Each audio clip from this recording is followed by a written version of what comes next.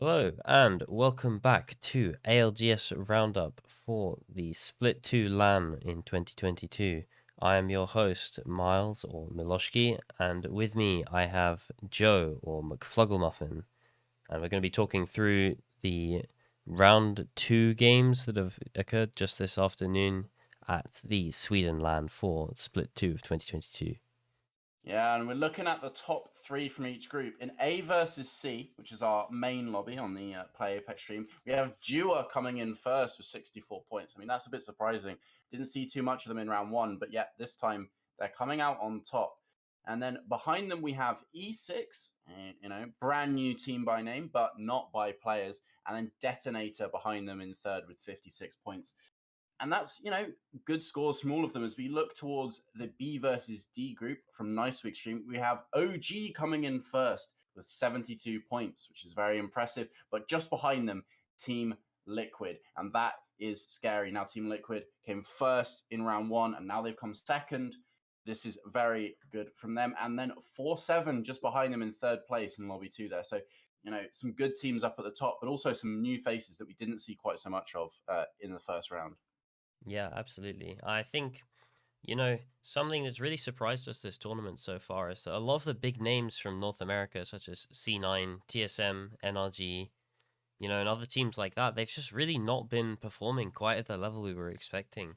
Once again, we see NRG placing 15th in their group in A versus C, TSM in 11th, and C9 in 10th. It just feels like maybe the pressure's got to them or something. Like nothing just seems to be working that well. At least from what I could see, TSM on the World's Edge games, they just looked like they were fighting for the sake of fighting. They weren't really, thinking about what they were doing, taking a good position, and then, holding out the teams, which is what they're really, really well known for, and playing that aggressive edge style. Yeah, and I mean, it really speaks to sort of the clash of the metas that we're seeing here. NA, EU, APAC North, all very different environments to play in. The teams play in very different ways. And so when you put them all together like this, there's a sort of clash. And it seems like the NA teams that are used to playing a very aggressive style of Apex just doesn't really work against teams from APAC North and EU who are really, really good at holding down locations and not saying you can try and push us, but you're going to die because we'll at least be able to stall for long enough that someone's going to shoot you in the back. And that just seems to be what's happening to TSM and NRG. Yeah, absolutely. I couldn't agree more. One thing I really did see though in this lobby is that a lot of these APAC teams, were placing really, really well. As you say, you've got Detonator in placing third in A versus C, Dua first, or obviously like before today, I'm sure that no one had really heard of Dua outside of APAC. Equally, we've got FSV. Once again, APAC North team doing extremely well. They have very, very consistent placement. They're getting plenty of kills from their spots. Maybe they have one or two bad games where they struggle to get kills on the board, but that doesn't matter because they get 4 or 5 very, very solid games. And it all just comes down to that playstyle of if they get into the good spots, they can hold everyone, they can kill people as they're trying to rotate into the zone, and it just becomes much easier than having to try and force a fight because you're not in the zone. Yeah, I mean, we saw loads of games in that B versus D lobby where a team would get a good spot and then they just wait for teams to walk in. In game two, we saw a load of teams up on the side of launch point, and then G2 just sat on the other side of zone in a really good spot and they just waited. Bunch of team died. They got those placement points, and then as teams were walking in, they just picked them off. And that was something we saw in round one. It's something we saw time and time again in these matches. The teams that play hard zone get good points. But something I want to draw your attention to that I find quite interesting. If you look at lobby two there, the teams that won a match, in fact, are the top, well, five of the top six won a match there. And the six wins go to those top six. Lobby one, however, those wins are spread across the board. Zen, who won one of the matches in round two, placed 17th overall. So it just says to me that maybe Lobby One has a bit of main stage itis where because they're in the main room, because they've got all the flashing lights around them and they're on that main stage, it's just a lot more inconsistent, and maybe some of the teams are falling under the pressure. Yeah, absolutely. I've got to agree with you when talking about, stage fright and the fact that, it is on the main stage and you are very aware it's probably an uncomfortable environment. It's nothing like, sitting at home behind your own desk, behind your own computer and stuff. Um, it's all going to be sort of in your face, as you say, very unusual, and trying to adapt to that with minimal LAN experience, especially as most of these players are quite new to esports in general.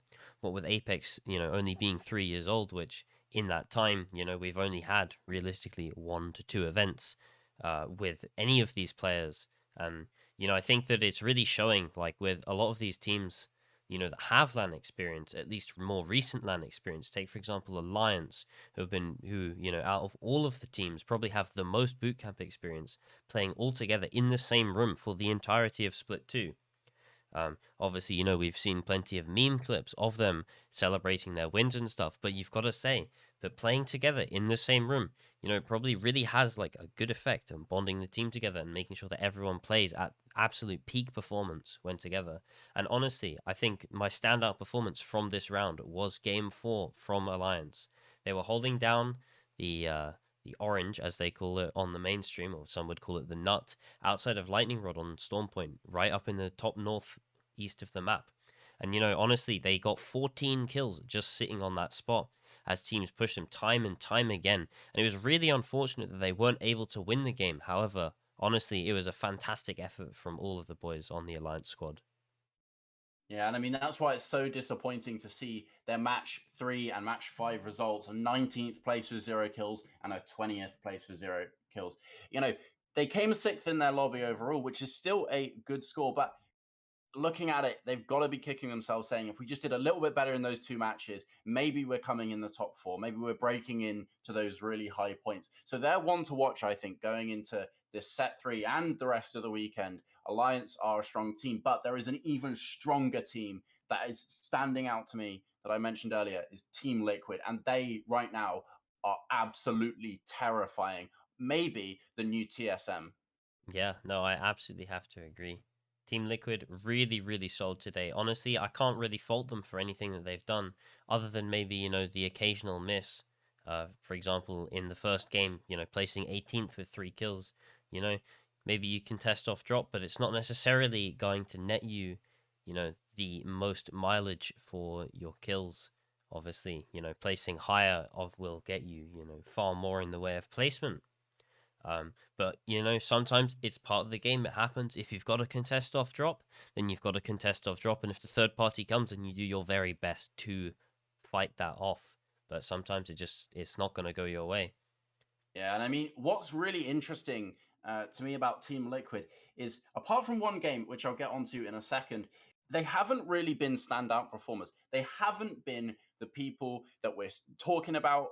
They haven't been the people that have been appearing on stream. Instead, they've just been getting a reasonable amount of kills, getting good placements. See, they're the only team in the top 6 of Group 2 there that didn't win a match. They got 2 second places. That was their best in terms of placement. They're not these huge, these teams that are getting huge wins with, insane sort of plays. They're just playing consistently, and that's netting them a lot of points. The exception to that is, of course, Gildersons, an insane young player dropping just some huge plays. In that game 5, we see they got 20 kills as a squad, and most of that, I have to say, is on the back of Gildersons. He was just going insane towards those final zones and just picking up so many free kills. I think they wiped 2 entire squads within about 5 seconds. It was great to watch. In addition, we saw players maybe finally, finding their groove a little bit, coming in fifth in their group, and winning one of their first games with 12 kills. Honestly, I've got to say that first game that they won, it really showed just how good they are. That like once they have their spot, and they can just absolutely have Hardeki reign terror over the entire server, picking up almost all of their kills in that final zone. They were just sitting on top of a rock right in the middle of zone. No one could actually get to them, and it just really worked for them. And I'm really looking forward to seeing that. Hopefully, they continue this upward trajectory as we move through the rest of the day with the last series, and especially moving into the next stages of the tournament as well. Yeah, I think we saw some other teams in Lobby 2 trying to replicate that. Some of the teams that we mentioned before that weren't doing too well, such as IG, and some of the others that maybe didn't score as well as they thought they were going to in round one. They were trying out new things. Game one in Lobby 2, we saw some teams that weren't playing Gibby and also weren't playing Valk. They were playing some really, really strange comps. I think just trying to find what's going to work for them. How are they going to get some points? For some people, maybe that worked. For some people, maybe it didn't. G2, notably, doing much, much better this time, going from 18th in round one to fifth place, which is, a much better showing, especially from a team of their stature. Um, but I think that's everything from us. That's been your Apex LAN roundup for round two here at LAN, and we will see you later on for round three.